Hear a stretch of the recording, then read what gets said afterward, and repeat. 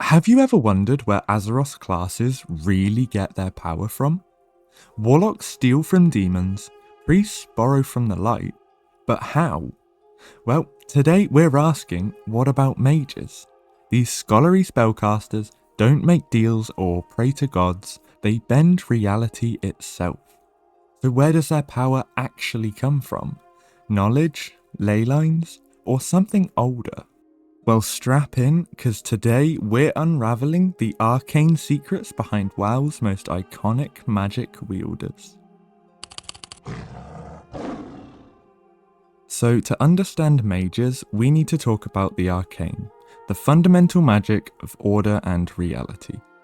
Unlike Fel Magic's chaos, or the light's faith, arcane energy is all about precision, intellect, and tapping into the rules of the universe. Now, according to WoWpedia, it's tied to the Titan's domain, specifically Aman'Thul, the cosmic overseer of time and magic. But mages aren't just Titan puppets, they harness this energy through study, like scientists mastering physics, but with a little more fireball. And the key to this power? Azeroth's ley lines, rivers of raw arcane energy crisscrossing the planet.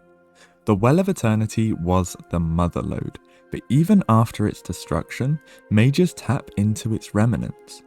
In Legion, we saw this firsthand where the Nightborn literally siphoned ley lines to survive. Most mages don't go that far though, they learn to pull energy from the world around them, whether it's ambient magic or artifacts like the legendary Staff of Atiesh. But here's the catch. Arcane magic is not infinite.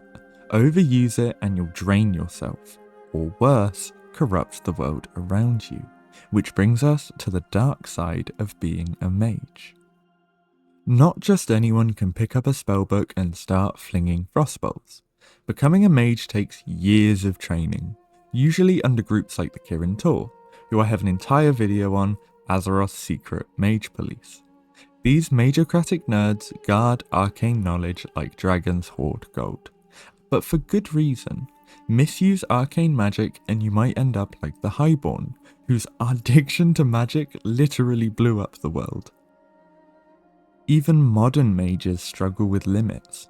Blood Elves, for example, developed a magic hunger after the Sunwell's destruction, forcing them to siphon energy from living things. And let's not forget Malygos, the aspect of magic who went insane and tried to hoard all arcane power during Wrath. Turns out even dragons don't trust mortals with this stuff.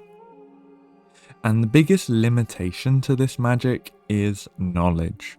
A mage's strength isn't about the raw power, it's about understanding how to shape it. And that's why mages like Jaina or Khadgar are so feared. They don't just cast spells, they rewrite the rules.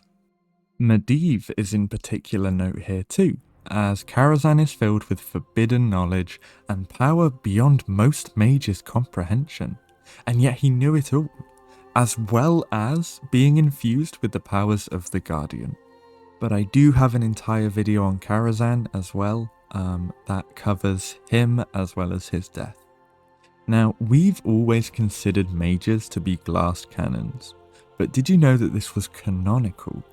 Muradin Bronzebeard regards them as delicate and destructive, naming them actually outright as a metaphorical glass cannon. It's just nice to see that blend of our world and Azeroth. I think that was a really cool addition. Now, a fascinating addition here too. In ancient Azeroth, Freya chose to build her sanctuaries of life, such as Ungaro and Sholazar, on top of strong ley line connections. So there is a common link and connection that brings mages together with the Guardian of Life. So where do mages get their power?